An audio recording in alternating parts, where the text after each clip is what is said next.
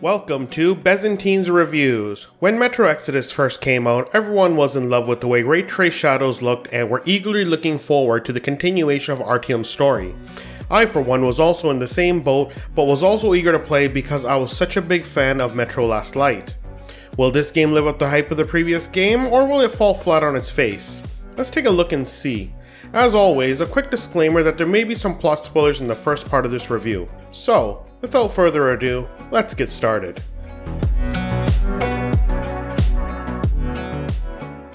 Metro Exodus takes place in the metros of Moscow in a post-apocalyptic world. The inhabitants think that no one else survived the nuclear fallout, but the main protagonist, Artyom, is on a mission to explore the landscapes in hopes for a better life than the one he had in the tunnels. Your adventure takes place in the metro when you are saved by your comrades after being jumped by the mutants living in the tunnels. Your wife Anna and her father are both upset that you keep traveling to the outer world, but that does not seem to stop you. You set out again with your wife this time and happen to see a train rolling by. To everyone's shock, you are right and there are survivors in the world. As you go to chase down the train, you encounter who you think are your comrades but end up getting kidnapped, shot in the head, left for dead while Anna is taken prisoner. Like any good, almost dead husband, you go after your wife and end up breaking her out of the compound of your enemies and also steal their train in the process. From here, your father-in-law ends up finding you, but during the whole scuffle, you all end up becoming outlaws to the metro station that you guys were from. So, armed with a train, you set forth on your adventure to explore parts of Russia and look for a place to settle. Without getting into too many more spoilers, you travel and explore a few different landscapes where you need to either better equip your train or need to gather supplies. You run into a house of cannibals, for example, fight off a couple of cults, and from there the list does go on. This game will give you either a good or a bad ending based on the decisions you make during the game. Unfortunately, I got the bad ending because I did not end up saving all of my comrades and probably took out too many bad guys instead of just knocking them out and keeping my hands clean of all the bloodshed. I've got to admit, the story does start off a bit slow, and for the first part of the game, I did go through that whole, do I keep on playing or should I take a break type scenario. I kept telling myself that it might get better, and I can confidently say it really does. Once you leave the snowy landscape, the story really takes a turn for the better, and by the end of the game you are hooked. I remember when I got the bad ending, I actually felt bad for my character because after all of the different life and death situations, it was too bad that the radiation is what ended up taking me out. I wouldn't say the story was the best in the series, but by no means is it a bad story. So, Metro Exodus is a first-person shooter / horror with a bit of realism to it. Let me explain. The mechanics are definitely first-person shooting mechanics, but it's not like Battlefield, COD, or Borderlands. The game has a bit of clunkiness to it, to be honest. I guess it's part of the realism I spoke of. Your gun would jam and can jam. Your character is not as nimble as they are in other games, which means your aim tends to sway a bit, and while you're running and gunning, you end up stumbling quite a bit and you don't shoot so well. The inventory system is unique. You can make some homemade ammo, health kits, and air filters while on your journey, and you can modify your weapons at the workbenches scattered throughout the map. You also spend a ton of time burning down cobwebs with your lighter, or else you're slowed down and you spend a bit of time charging your flashlight. It definitely brought another aspect to the playstyle you choose for this game. A big part of this game also focuses on stealth mechanics. You have a little light on your watch which will tell you when you are and are not visible.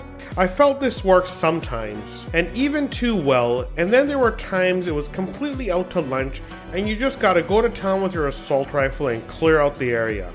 From my experience, once you get booked from stealth, you may as well just clean house. I am used to much tighter controls in these types of games, but the change here was a good thing to experience.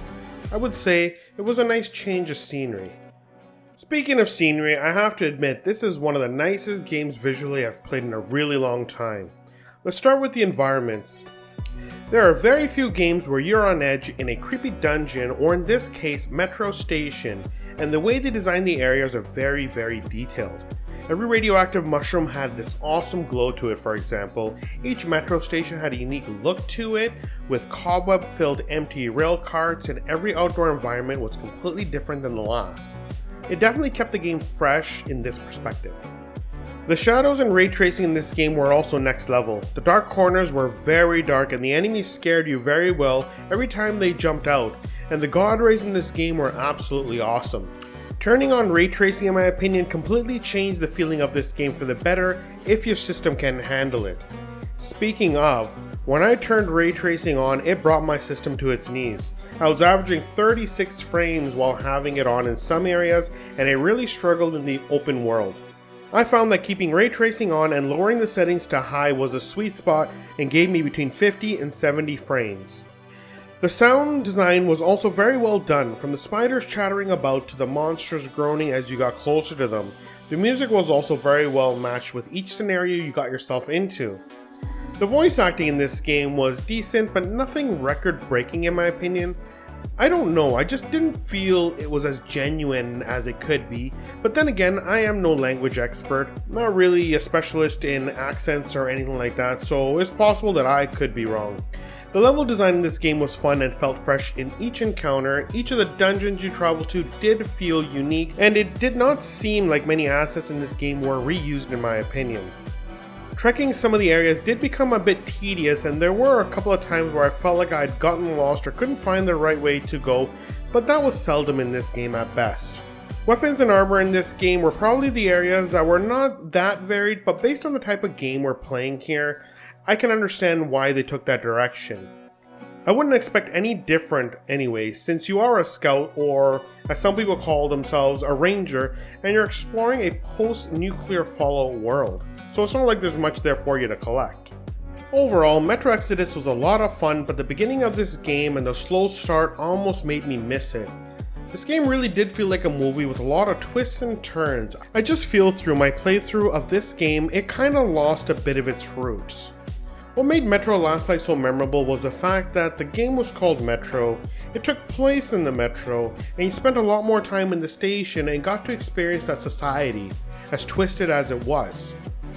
Exodus was more of a Far Cry type adventure in my opinion. It's kinda hard to explain, but the open world parts of this game was positive as much as it was negative. I mean, I understand why the devs went here, as they needed to progress the story, and this made logical sense, but in Last Light, I remember encountering the Dark One. I didn't see them in Exodus, except for the Easter egg from time to time. Not sure if there was more to that story, as I remember the baby was the only survivor in Last Light. The exploration mechanics for driving that ghetto bus to traversing the landscapes really gave it a Far Cry type feeling, which is not a bad thing, but more on the lines of the same thing, different game feeling, but at least the dungeons were very well done, which brought me back into reality, which is the Metro universe in this case. As much as I enjoyed the game, I was also glad that it was over, as the game started to get a bit old for me and I needed something a bit more fast paced. It is one of the reasons I did not bother playing the expansions. I mean, it's not to say that I won't play it one day, but I think I've had enough of Metro for now. I might revisit the game in 6 months down the road or something, or when I'm in that mood for a bit of a scare. Please tell me what you think in the comments below. Please hit the like button if you enjoyed this review, subscribe and hit the notification button if you'd like to keep up with the reviews released on this channel. And until next time, keep on gaming.